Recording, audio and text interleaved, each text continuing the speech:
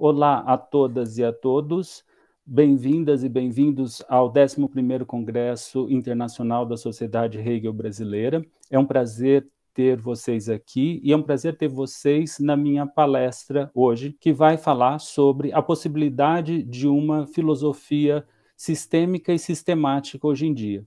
O título que eu escolhi foi É uma verdade absoluta que não há verdades absolutas? Sobre a filosofia espiritual especulativa. Talvez a primeira coisa que se estranhe no Congresso Internacional que trata da filosofia do direito de Hegel, nós estejamos fazendo uma apresentação com esse título, né? O que ela teria a ver com a filosofia do direito, né? Há pouco tempo atrás, eu fiz uma conferência no colóquio de Ética e Filosofia Política da Unicap, né, do qual vai ser lançado um e-book, que se intitulava Sobre a atuação do espírito absoluto no espírito objetivo, ou Por que nos tornamos éticos, justamente mostrando a importância da consideração do conceito de espírito absoluto em Hegel para se entender o espírito objetivo, que é basicamente a esfera que a filosofia do direito de Hegel descreve, né? Então, o que eu vou fazer aqui hoje é expor um pouco as bases daquilo que foi apresentado, que também é a base de um neo-hegelianismo atual. Então, é isso que eu quero apresentar para vocês aqui hoje. E a pergunta principal, né, da palestra é como fazer uma filosofia sistêmica e sistemática hoje em dia, né? Uma filosofia que seja sistêmica e sistemática, não apenas em relação à sua malha conceitual, mas também que aborde, que dê conta da infinidade de conteúdos que nós temos hoje em dia, né? Dos diversos campos de estudo, das diversas filosofias, das diversas histórias, né? Das filosofias desses campos de estudos, dos diversos interesses, das diversas interpretações que há de autores e temas e das divergências que existem atualmente, né? Nós temos hoje em dia tanto conteúdo que a gente não consegue nem dar conta desse conteúdo, né? Levando a um certo relativismo epistêmico de fato, né? Nós não conseguimos nos decidir, dentre essas várias visões, qual seria, vamos assim dizer, a verdadeira ou qual se aplicaria, né? E esse relativismo epistêmico de fato acaba até se tornando um relativismo epistêmico de jure, né? Ou seja, como se fosse justificado, como a partir daí a gente pudesse entender que a filosofia, como um tratamento, né, de compreensão do todo, não seria possível, né? Isso até leva algumas pessoas a caracterizar a filosofia apenas como interpretação e análise de discursos, ou interpretação e análise de conceitos, ou ainda exposição de conteúdos experienciados e vividos, ou ainda apenas como um levantamento de questões, né? Como se a filosofia tivesse, talvez como sua principal característica, o levantamento de questões a respeito de qualquer coisa que viesse a ser posto e colocado, né? Mas será que seria apenas isso? Quer dizer, todos concordam que, de fato, o exercício da filosofia tem todas essas características de interpretação e análise de discurso, de interpretação e análise de conceitos, de exposição de conteúdos vividos, de levantamento de questões, de tratamento crítico dos conteúdos, né? Mas será que ela seria apenas isso? Ela sempre teve, desde o seu início, uma certa função e uma certa vocação a um certo conhecimento e organização do todo, né? Organização do todo para nós, né? Em termos desse conhecimento. E será que isso é possível, né? Então vejam que isso toca diretamente ao problema central do conhecimento, da teoria do conhecimento, né? Ou seja, da relação entre doxa, ou seja, opinião, e episteme, conhecimento, né? Será que tudo aquilo que eu vejo, que as pessoas veem, é mera opinião? Será que tem como a gente saber que essa opinião de fato é assim mesmo e, portanto, é conhecimento, né? Então, nesse sentido, o conhecimento é possível, né? Como? Então, essas são as principais questões da teoria do conhecimento e as nossas perguntas acabam levando a essas perguntas também, né? E junto com essa questão do conhecimento, também a questão de que será que a gente consegue chegar a asserções, né, afirmações ou negações que valem sempre, né? Que valem hoje em dia, que valeram ontem, que valerão amanhã, num certo sentido, asserções absolutas, né? E há muitos que falam hoje em dia na filosofia que não existem asserções absolutas, né? Ou seja, não existem asserções que valem sempre, né? Hoje, ontem e amanhã. Só que quando eles fazem essa asserção, quando asserem que não existe uma asserção absoluta, eles estão, num certo sentido, pressupondo que essa asserção deles vale hoje, ou seja, não há asserções absolutas hoje, valeu no passado, né, e vai valer no futuro. Ou seja, eles não só não demonstram que não há asserções absolutas, afirmando isso, ou mesmo com aquilo que eles desenvolvem, como demonstra certa inconsciência de que, agindo dessa forma, eles estão tomando uma asserção como absoluta, sem saber que estão, né? Sem essa visão crítica, né? E acabam, então, demonstrando o contrário daquilo que eles asserem, né? Ou seja, eles acabam demonstrando justamente a necessidade de asserções que valem sempre, né? Ou seja, de asserções absolutas. Em geral, as pessoas acabam pensando que asserções absolutas não é uma coisa boa porque leva numa certa ausência de liberdade, né? Porque aquilo que ela está afirmando não pode ter o contrário dela, então é como se ela estivesse limitando, né, o conhecimento, as coisas. Mas, ao contrário, porque justamente por afirmar que existem certas coisas que são necessárias, ela está dizendo que não vale tudo e que, portanto, não é um vale nada, né? Portanto, a gente pode passar da opinião ao conhecimento, caminhar da opinião ao conhecimento. Então, se, como dizia Aristóteles, né, não é possível criticar o exercício da filosofia sem se autocriticar, né, porque criticar o exercício da filosofia já é, pela sua natureza, fazer filosofia, e nesse sentido a filosofia é sempre necessária, nós também podemos dizer, né, analogamente, que não é possível criticar a existência de asserções absolutas sem se autocriticar, pois criticar a existência de asserções absolutas já é, por sua natureza, querer realizar asserções absolutas, ainda que inconscientemente. E, nesse sentido, a existência de asserções absolutas é sempre necessária. Ok, mas isso ainda é um pouco vago. O que seriam essas asserções absolutas? Do que nós estaríamos falando? Qual o conteúdo disso, né? Então, num certo sentido, o que a gente está propondo aqui, como filosofia sistêmica e sistemática, é conhecer e organizar o todo, né? Como eu já falei anteriormente, né? E note-se, então, que simplesmente o acúmulo de conhecimentos particulares, principalmente os científicos, né? Apenas o acúmulo por ele não leva a um conhecimento do todo, né? Exemplificando, a gente pode ver aí cada círculo como sendo uma esfera do conhecimento, e veja que se você simplesmente faz a junção deles, né, sem nenhuma relação, ela não dá conta do todo. Em especial, as setas aí indicando a relação entre esses conhecimentos não está no interior desses conhecimentos mesmo, né? Então, a mera junção não adianta para que a gente chegue a um conhecimento do todo. Mais ainda, a gente pode até juntar, né, dois conhecimentos com algumas relações entre eles, mas, de novo, o que a gente consegue com isso é só uma esfera particular de conhecimento e não atingir esse conhecimento do todo.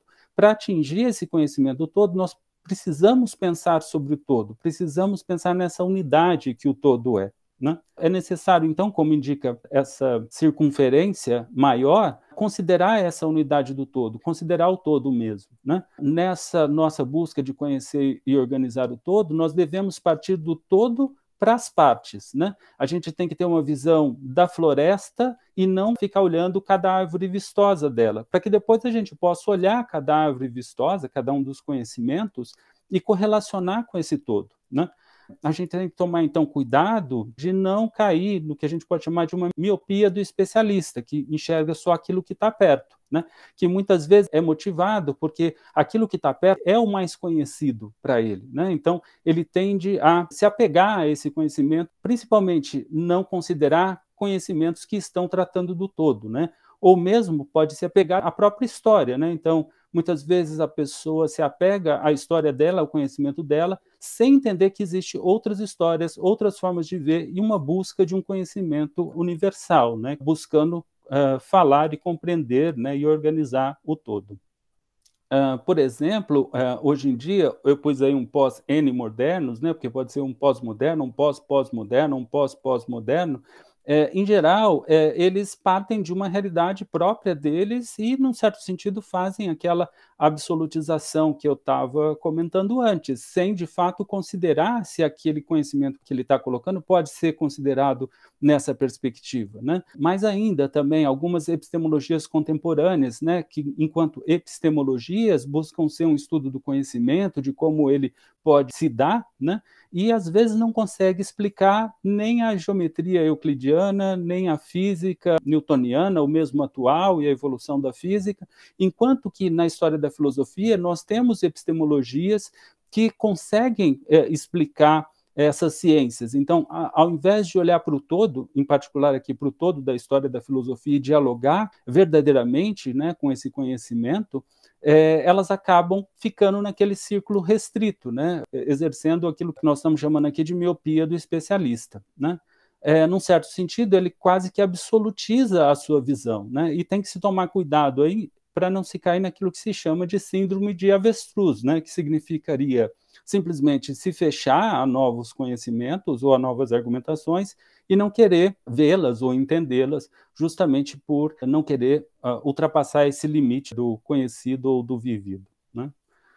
Bom, ok, mas então como elaborar essa filosofia? Num certo sentido, a gente vai partir de que o verdadeiro é o todo. E o que, que a gente está querendo dizer com isso? Num primeiro sentido, de que a gente vai sempre considerar essa unidade do todo, né? Vai partir dela e vai sempre considerar essa unidade do todo. E no segundo sentido, de que a gente vai tratar as diversas visões do todo que existem, né? No sentido de compreender, de explicar, de explicitar, né, essas visões, né, e inclusive a si próprio, né, porque tudo isso faz parte do todo. Então, é nesse sentido que a gente vai dizer que o verdadeiro é o todo, né? Notem que isso leva a um contexto de metafilosofia. O que significa isso? De que o objeto do qual a gente está conhecendo e buscando conhecer não são só apenas as coisas do mundo, da vida, mas também as próprias filosofias. Elas são consideradas como coisas do mundo, e a gente então vai filosofar também sobre filosofias. É isso que se chama fazer metafilosofia. Mas aqui a gente vai estar admitindo que fazer filosofia é fazer metafilosofia e vice-versa, né? Então você não está em outra instância, você está dentro da filosofia, fazendo metafilosofia, né? Bom, então, a partir dessa consideração de que o verdadeiro é o todo, nós podemos chegar em alguns pontos, né? Então, o primeiro deles é, então, se o todo é o todo quem determina o quanto algo é verdadeiro em relação a ele, né? Segundo, a gente vai falar aqui de parcialmente verdadeiro, né? Isso significa que o verdadeiro é gradual. O verdadeiro não é uma questão de tudo ou nada, não é ou verdadeiro ou falso, não é um maniqueísmo, a visão que está sendo posta aqui, mas o verdadeiro tem grau, né? Então, existe o verdadeiro, que é o todo, o menos verdadeiro, que é verdadeiro parcial, o menos verdadeiro, que é mais parcial, e assim vai, né? Então, a verdade é uma questão de grau. E esse grau do verdadeiro, ele não é uma escala linear. Então, por exemplo, você pode ter uma área que compreende bem uma determinada parte do todo, outra, e num certo sentido elas não são comparáveis, né? O grau de veracidade de uma e de outra não é comparável em termos lineares, né? Então não há uma escala linear aí para o parcialmente verdadeiro. Outra coisa que a gente pode concluir também é que qualquer apreensão parcial do todo, ela é parcialmente verdadeira e não completamente verdadeira. E nesse sentido também pode-se começar por qualquer parte do todo, né? E aí você vai então completando aquilo até você chegar no todo, né? Então, toda visão tem um certo grau de veracidade, é parcialmente verdadeira, e você pode então expandindo ela até que você consiga uma filosofia que esteja falando do todo, né?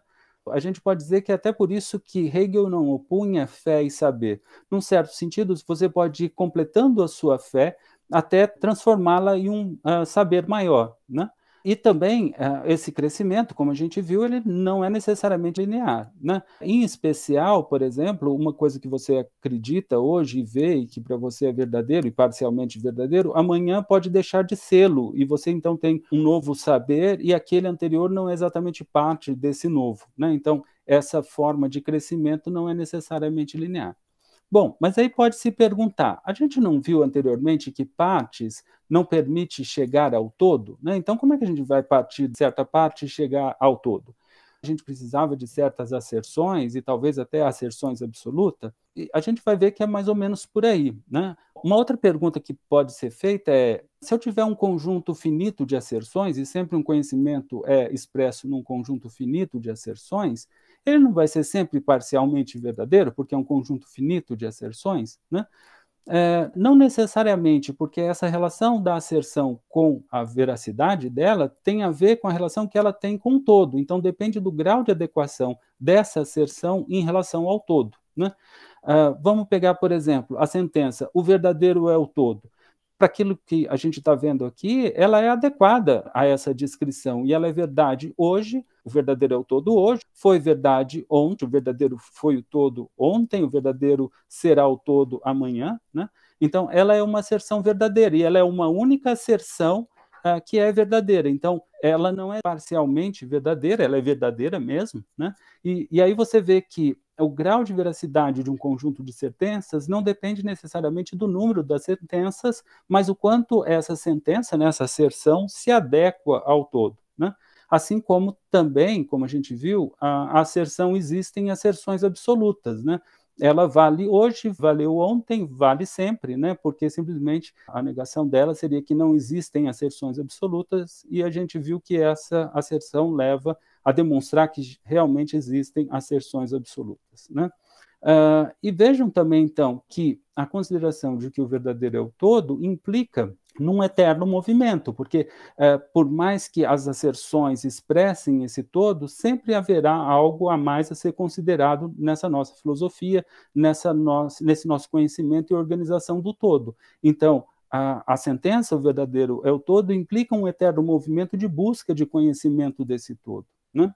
E, por fim, então, quanto mais considerações absolutas a gente junta nesse conhecimento do todo, mais a gente vai conhecendo absolutamente o verdadeiro, o todo. Bom, aí a gente pode, então, retornar àquela diversidade de conhecimentos de filosofia, né?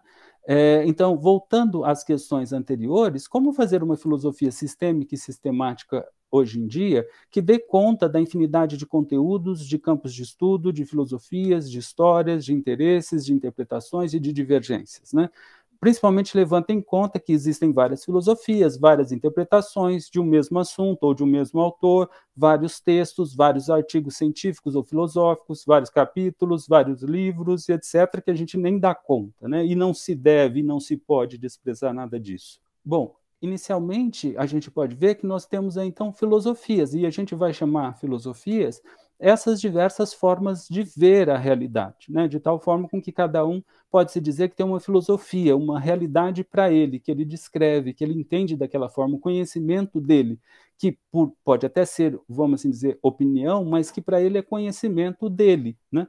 Então a gente tem essa diversidade de filosofias e é com essa diversidade de campos que a gente vai dar. A gente está chamando elas aqui de filosofia para simplificar a nossa exposição, né? O que a gente pode então ver é que esse conjunto de filosofias não é meramente um conjunto, não é meramente um agregado.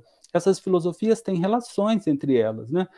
Seja porque você passa de uma para outra, seja porque uma critica a outra, seja porque uma tenta compreender a outra, né? Então, há várias relações entre essas filosofias, de tal forma com que você não tem um agregado de filosofia, mas aquilo que já em outros momentos eu chamei de sistema das filosofias, né? Essas filosofias formam um sistema, né? Um grande sistema. Bom, existiria uma ordem no sistema das filosofias, nas filosofias? Bom, a gente viu que a ordem do parcialmente verdadeiro não era uma ordem linear, né? Então não há uma ordem linear nesse sistema das filosofias, né?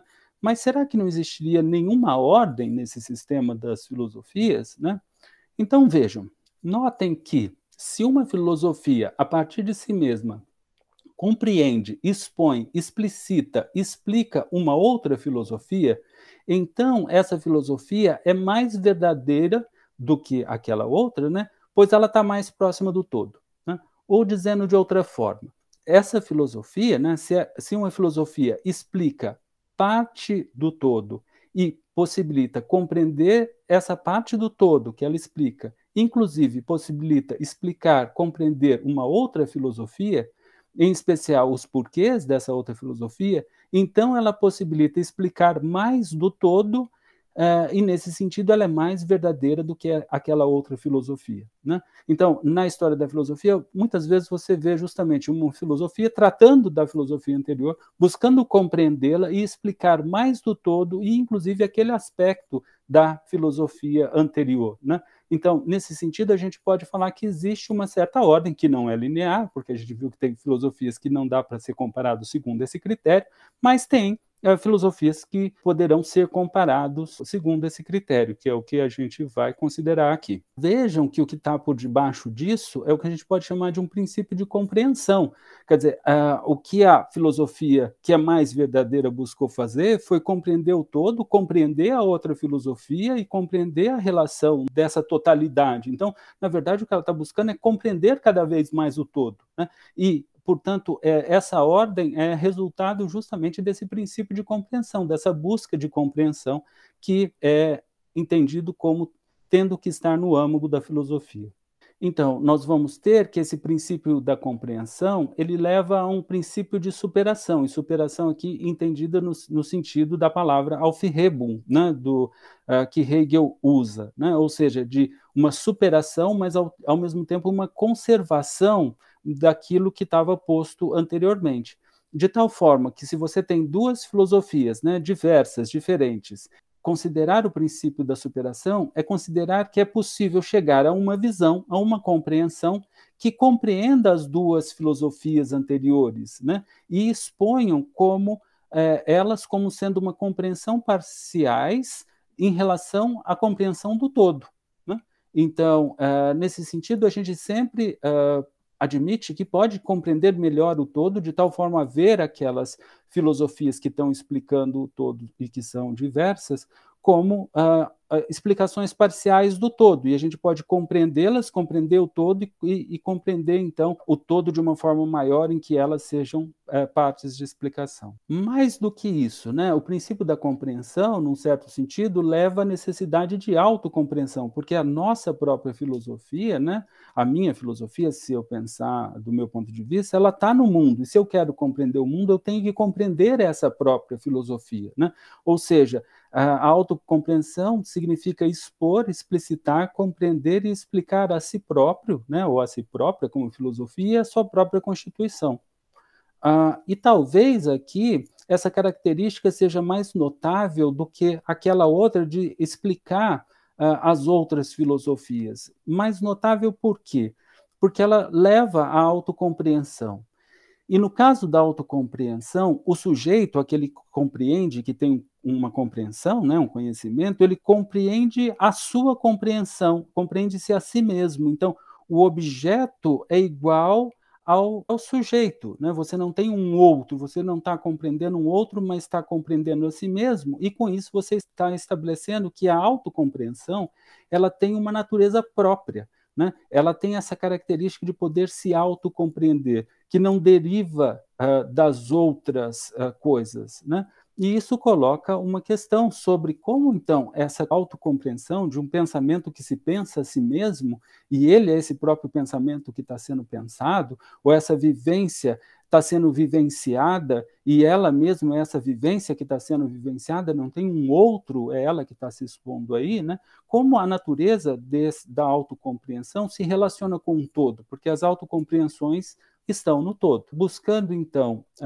responder essa questão e pensando um pouco em termos do conceito de sistema da filosofia, nós temos já inicialmente que a minha filosofia, né, a sua filosofia, ela está no sistema da filosofia, ela é mais uma filosofia dentro do sistema das filosofias, né? Só que, a partir do momento em que a gente está fazendo essa autorreflexão aqui e está considerando o próprio sistema da filosofia, dentro da minha filosofia, e de vocês também, se vocês aceitarem, né, as ideias que estão sendo postas aqui, se parecerem para vocês aceitáveis, dentro desses conceitos está o próprio conceito de sistema das filosofias, né? Nesse sentido, a minha filosofia é uma parte do sistema das filosofias e eu estou buscando chegar no sistema das filosofias, de tal forma que a minha filosofia se identifica com esse próprio sistema das filosofias. E mais ainda, né, qualquer um que leve em consideração o conceito de sistema das filosofias, a própria filosofia dele também é o sistema da filosofia, de tal forma com que nós temos aí uma única filosofia, que a gente pode chamar de filosofia com F maiúsculo. O que acontece é que cada um de nós estamos partindo de um ponto de vista, de partida diferente, mas nesse caminhar nós vamos chegar nesse sistema das filosofias, nós vamos chegar na filosofia, e todas as nossas filosofias fazem parte da filosofia com F maiúsculo, né? De tal forma que, então, eu posso, a partir daí, identificar a minha filosofia com a filosofia com F maiúsculo e entender, né, como a gente já viu do princípio de que o verdadeiro é o todo, que essa filosofia com F minúsculo minha vai caminhar cada vez mais no sentido de buscar ser essa filosofia com F maiúsculo, né, mas com o qual ela já se identifica, né? Bom, então, nesse sentido, há uma identificação, né, da filosofia de qualquer um que admita o sistema das filosofias e a filosofia assim definida, né? E, nesse caso, devido ao princípio da superação, nós temos um fato interessante, né? Que a minha filosofia, né, a filosofia de vocês, na medida em que encontra outra filosofia, o princípio da superação diz que é possível uma nova filosofia no qual essas duas filosofias sejam pontos de vista dessa nova filosofia, dessa compreensão maior. Mas como a gente está falando aqui de autocompreensão, o princípio da superação implica que é possível chegar a uma autocompreensão maior que compreenda as duas anteriores, a minha autocompreensão anterior e a compreensão do outro, e exponha essas duas como compreensões parciais em relação a uma compreensão do todo, a uma autocompreensão do todo, né? Então, eu sempre posso ir fazendo autocompreensões cada vez maior, no qual contenha as outras filosofias, né? E a partir daí, né, já que isso está no todo, a gente pode se perguntar, mas então o que, que seria o todo, né, desse ponto de vista? Já que a autocompreensão tem uma natureza própria e ela está no todo, né, e nós temos esse princípio de autocompreensão que diz que sempre existe a possibilidade de uma autocompreensão maior, cujas compreensões anteriores sejam compreensões parciais dessa autocompreensão maior. A gente chega que o próprio todo é a filosofia, é a compreensão, ou seja, que o todo é a autocompreensão suprema, porque você vai cada vez mais expandindo essa sua compreensão numa compreensão suprema, ou melhor dizendo, como sempre existe essa possibilidade, essa autocompreensão maior do que as anteriores, vai fazendo com que tudo seja da natureza da própria autocompreensão e que, no final das contas, o todo seja um grande conhecimento que se compreenda a si mesmo, né? E nós sejamos autocompreensões no interior dessa autocompreensão suprema, né? Então, vejam que, por isso eu disse que talvez essa noção de autocompreensão seja mais notável, porque a gente pode, então, deduzir todas essas propriedades, né? Notem que, em especial, nós necessitamos de compreender o outro, a filosofia do outro, no interior do sistema das filosofias, e esse conteúdo, para chegar cada vez mais à filosofia, né? Ou, melhor dizendo, para chegar a si próprio, na medida que a própria filosofia se identifica consigo mesmo, né? Então, nesse sentido, a gente pode viver o todo como sendo uma filosofia, né? Como sendo a autocompreensão suprema, né? E a existência de diversas filosofias, inclusive que nega tal proposição, não afeta essa demonstração que foi feita aqui, né? E o reconhecimento disso. Ao contrário, elas são essenciais a essa visão. Como assim? Ora, da mesma forma que antes, se uma filosofia não aceita o que está sendo posto aqui, ela vai ser uma filosofia e a nossa outra, ou seja, vai mostrar que existe essa diversidade de filosofias e que elas estão em relação a elas, ou seja, que existe de fato o sistema das filosofias. E se essa filosofia não se considera no sistema das filosofias, ela simplesmente, de novo, não tem consciência de que ela está nesse sistema, né? Ela não consegue provar contra, ao contrário, ela só consegue demonstrar que, de fato, esse sistema está aí. Então, o fato dela se colocar contra não nega essa ideia, ao contrário, fortifica elas, né? Alguns pós-modernos, justamente por essas consequências que a gente está chegando aqui, buscam negar esse desenvolvimento, mas eu não vejo como isso seria possível. Então, nesse sentido, é possível, né, a gente pode viver o todo como filosofia, como uma autoconsciência suprema. E fazendo isso, se possibilita ver as relações entre as diversas filosofias que existem no mundo, inclusive as evoluções da filosofia na história da filosofia, né, bem como possibilita compreender o mundo atual e a sua história, né, como também a natureza e as ciências, que são espécies de filosofias e que, portanto, estão dentro desse sistema das filosofias e estão dentro, portanto, dessa autocompreensão suprema. Com isso, então, nós chegamos que o todo seria essa autocompreensão suprema, que nós seríamos autocompreensões no interior dela, se chegamos a nos compreender, né, se passamos de compreensão a autocompreensão, somos autocompreensões no interior dela, e isso nos leva ao conceito de autoconsciência, ou seja, a ter consciência que tudo aquilo que nós enxergamos é a nossa consciência, está na nossa consciência. E ao tomarmos consciência disso, nós entendemos que somos autoconsciências, né? E a partir daí pode-se então falar de um sistema das autoconsciências, né? Eu não vou falar muito disso aqui, esse conceito foi introduzido nesses dois textos, e eu tratei um pouco deles no Sistema das Autoconsciências da Epistemologia Genética ao Idealismo Especulativo, e Ser Neo-Hegeliano Hoje, o Espírito Enciclopédico, e eu não vou tratar dele aqui, porque a gente não vai usar ele diretamente, né? E também em relação ao modelo, né, dos sistemas de esquemas de ações e operações sobre símbolos e signos, o Moseus, foi mostrado como esses elementos da consciência mostram como é possível a filosofia, com as suas diversas filosofias, né? Eu não vou tratar disso aqui. E também foi argumentado, né, a partir desse ponto de vista, uma interpretação sobre a filosofia hegeliana, né? Por exemplo, nesses artigos e capítulos que constam aí.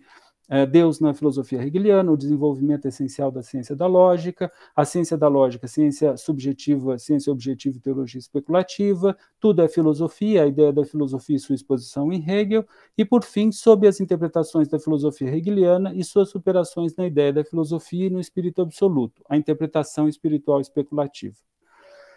Em particular, é interessante falar aqui da interpretação espiritual especulativa, porque a gente pode chamar o que está sendo exposto aqui de filosofia espiritual especulativa, daí o nome da palestra, né? E o que seria isso? Seria a filosofia como aqui considerada, né? Ou seja, em que pode haver sempre o completamento progressivo de uma filosofia que se identifica com a filosofia com F maiúsculo, rumo à exposição da filosofia, né, com F maiúsculo, em que os conhecimentos, saberes, ciências, filosofias particulares, em especial a de cada um de nós e a de Hegel também, se encontram nela, né? A de Hegel, porque isso remete justamente a uma interpretação da própria filosofia hegeliana em termos, né, dos princípios que foram colocados aqui, né?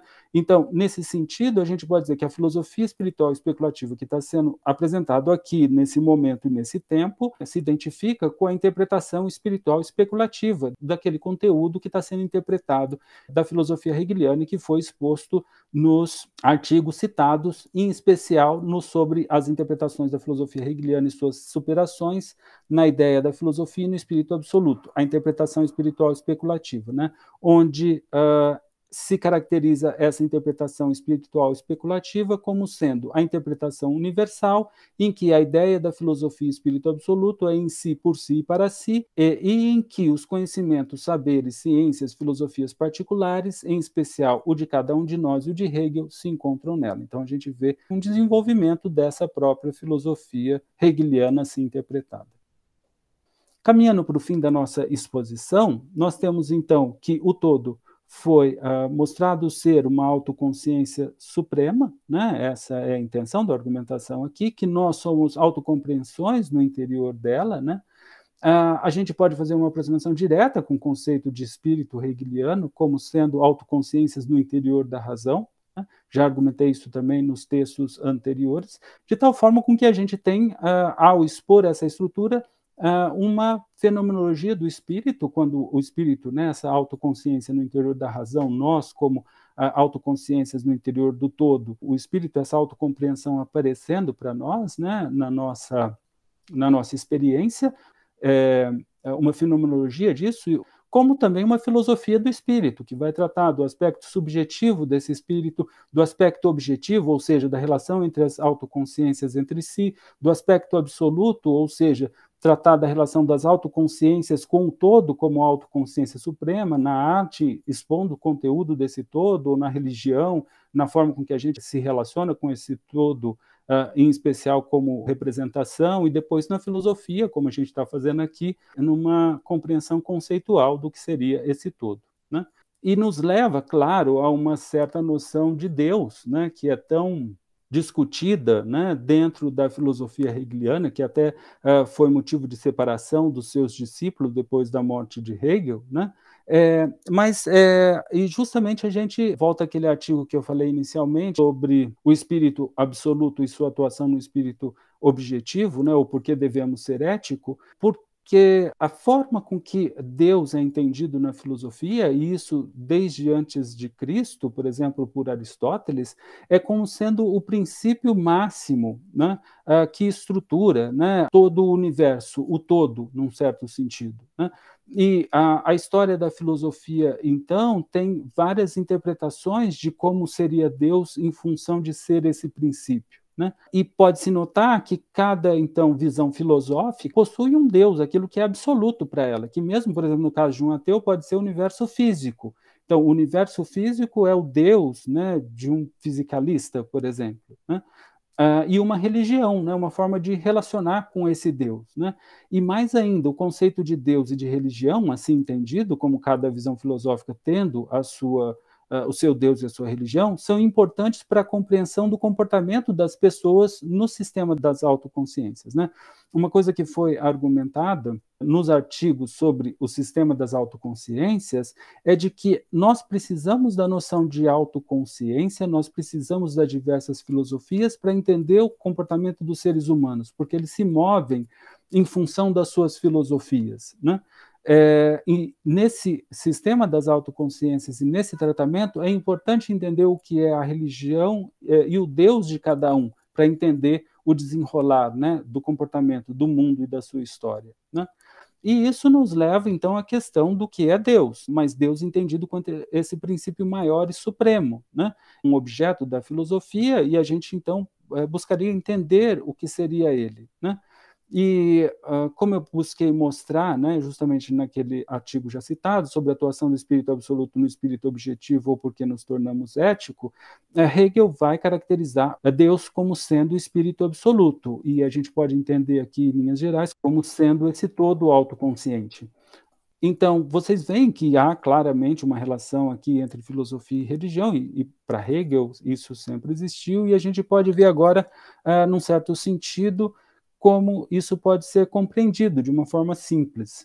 Com isso, então, a gente chega que Deus seria o espírito absoluto, o todo autoconsciente, nós, espírito, autoconsciências no interior dele. Esse todo tem, então, uma inteligência, né, e uma vontade própria, enquanto é esse conhecimento, de tal modo que a nossa inteligência não nasce, como se diria, de chocadeira, do nada, né, ou mesmo de processos ao acaso, mas ao contrário, ela é parte de uma grande inteligência, de uma inteligência maior do qual nós somos parte, né? E nós somos o desenvolvimento dessa própria inteligência maior mesmo, né? Bom, eu não vou entrar em detalhes aqui, porque a gente já estourou o nosso tempo.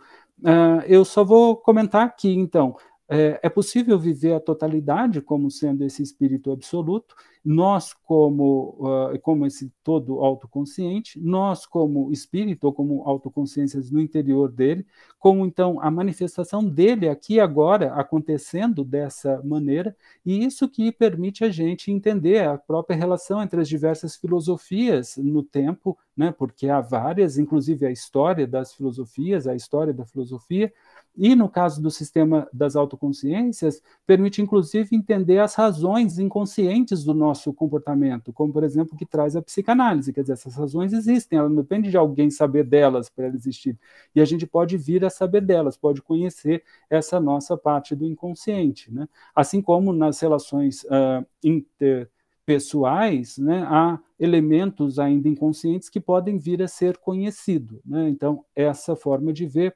possibilita congregar aquela diversidade de conhecimento colocada anteriormente. Então, a gente pode voltar às questões iniciais e ver que é possível, então, uma filosofia sistemática e sistêmica atual, que não só não despreza os demais conhecimentos, ao contrário, considera a infinidade de conteúdo, de campos de estudo, de filosofias, de histórias, de interesses, de interpretações e de divergências, mas mais do que simplesmente mostrar possibilidade de lidar com toda essa diversidade, ela mostra a razão de ser dessa filosofia mesmo que nós estamos expondo aqui. Então é isso, grato por chegar até aqui, espero não ter sido muito sucinto para um conhecimento tão profundo que talvez demande mais desenvolvimento. De qualquer forma, grato por ter assistido até aqui.